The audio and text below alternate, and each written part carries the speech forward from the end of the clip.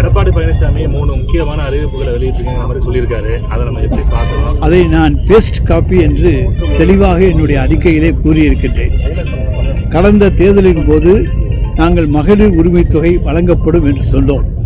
வழங்க முடியாது, குழந்தைகளுக்கு மிட்டாய் கொடுத்து பிடிப்பதைப் போல மகளிருக்கு இன்றைக்கு ஆசை வார்த்தை காட்டி நாங்கள் உரிமை தொகை தரப்போகிறோம் என்று சொல்லியிருக்கிறார்கள் என்று அன்றைக்கு சொன்ன வாய்தான் எடப்பாடி பழனிசாமியுடைய வாய். அவர் இன்றைக்கு பொய்பாடி பழனிசாமியாக மாறியிருக்கின்றார். அன்றைக்கு எங்களாலே உரிமை தொகையை கொடுக்க முடியாது என்று சொன்னவர் இன்றைக்கு 2000 ரூபாய் உரிமை தொகையை கொடுக்க முடியும் என்று சொல்லியிருப்பதிலிருந்தே அந்த 1000 ரூபாய் எந்த அளவுக்கு மகளிர் மத்தியிலே மிக பிரமாதமான வரவேற்பையும் தலைவர் தளபதிக்கு மிக பெரிய வரவேற்பையும் தந்திருக்கிறது என்பதற்கு ஒரு எடுத்துக்காட்டான நிகழ்வாகும். ஆனால் எங்கள்கிட்ட திறமை இருக்கு, நாங்கள் நிதிநிலையை சரி பண்ணி தான் நாங்கள் கொடுப்போம் அப்படின்னு சொல்லிடுறாரு. திறமைக்கு அப்புறம் வருவோங்க. முதல்ல 1000 ரூபாயை கொடுக்க முடியாதுன்னு சொன்ன வாய் தான் எடப்பாடி பழனிசாமியுடைய வாய். அந்த திருவாய் தான் இன்றைக்கு மலர்ந்தறி இருக்குது 2000 ரூபான்னு.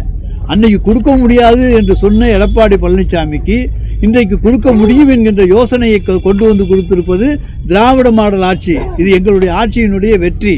நாங்கள் மக்களை சென்றடைந்திருக்கிறோம் என்பதற்கு எடுத்துக்காட்டு இன்றைக்கு 1000 ரூபாயை நாங்கள் 2000 ரூபாயாக உயர்த்தி தருகிறோம் என்று சொல்லியிருப்பதை தவிர அவரை பொறுத்த வரைக்கும் மக்கள் நம்ப மாட்டாங்க. ஏன்னா 2019 தேர்தலுக்கு முன்னாலே 60 லட்சம் வறுமைக்கு கோட்டுக்கு கீழே இருக்கக்கூடிய குடும்பங்களுக்கு மாதம் 2000 ரூபாய் வழங்குவேன் என்று சொன்ன வாய் தான் எடப்பாடி பழனிசாமியுடைய வாய்.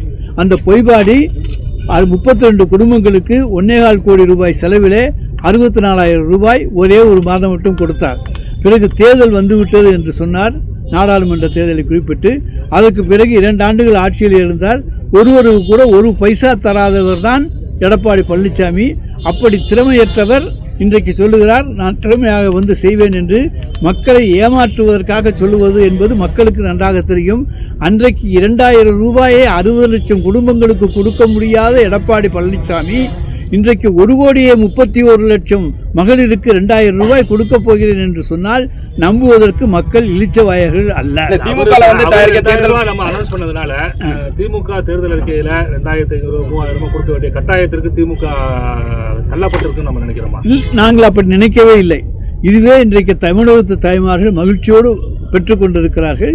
எனவே உயர்த்தி வழங்குவதும் வழங்காததும் எங்களுடைய தலைவருடைய பொறுப்பு தானே தவிர அவர் எங்களை பொறுத்த வரைக்கும் 1000 ரூபாயிலேயே மக்கள் மகிழ்ச்சியாக இருக்கிறார்கள். இது தொடர்ந்து கிடைத்தால் போதும் என்பதுதான் அவர்களுடைய கோரிக்கை. எடப்பாடி வந்தால் நிச்சயமாக நிறுத்திடுவாருங்கிறது எல்லா தாய்மார்களுக்கும் தெரியும். அதுக்கு ஏற்கனவே 2010 உதாரணம். 2 வருஷம் கேட்டாங்க, கிடைக்கல.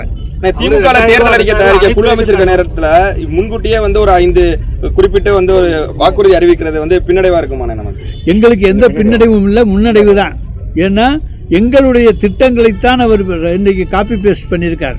அதைத்தான் எதிரொலித்திருக்கிறார். அது மக்களிடம் சென்றிருக்கிறது என்பதை எதிரொலித்திருக்கின்ற பொழுது நாங்கள் கொடுத்த வாக்குறுதிகளை நிறைவேற்றக்கூடியவர்கள் என்பதை இன்றைக்கு எடப்பாடி பழனிசாமி தன்னுடைய வாயால் ஒப்புத்து கொண்டிருக்கிறார். அது திராவிட மாடல் ஆட்சி 2க்கு வரவேற்பை தரக்கூடிய அறிவிப்பாகத்தான் இருக்குமே தவிர நாங்கள் எங்களை பொறுத்த வரைக்கும் எந்த விதமான பின்னடைவும் கிடையாது. எங்களுடைய தலைவருக்கும் எங்கள் கூட்டணிக்கும் இது மிகப்பெரிய வெற்றியை தரும்.